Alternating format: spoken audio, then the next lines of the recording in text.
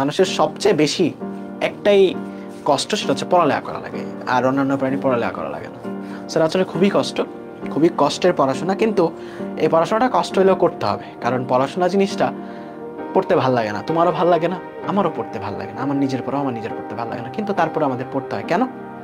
কারণ মানে যদি বলি যে এই পড়াশোনাটা ছাড়া তোমার আসলে কিছু করার নেই, তোমার লাইফে কিছু করার নেই আসলে। কারণ মধ্যবিত্ত ফ্যামিলি থেকে যারা আসে তারা আসলে লাইফে কিছু করতে হলে পড়াশোনাটা একমাত্র ওয়ে। তুমি পড়াশোনা করে ভালো একটা রেজাল্ট করে, ভালো একটা চাকরি করে বা ভালো একটা উদ্যোক্তা হয় তুমি একটা ভালো কিছু করতে পারবা, যেটা তোমার ফ্যামিলির জন্য সাপোর্ট দিবে। ভালো একটা কাজ করবা বা যেটা তোমার ফ্যামিলিকে অনেক সাপোর্ট দিবে। কিন্তু পড়ালেখা ছাড়া তোমার কোনো অল্টারনেট ওয়ে নাই যেটা তুমি শিওর হইতে পারবা যে তোমার শিওর এটার মধ্যে সাকসেস আছে।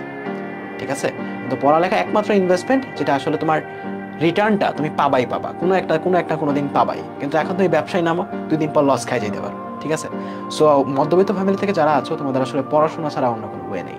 লাইফে সাকসেস পেতে হলে পড়াশোনাই করতে হবে। ঠিক আছে? কষ্ট হলেও করতে হবে। ঠিক আছে?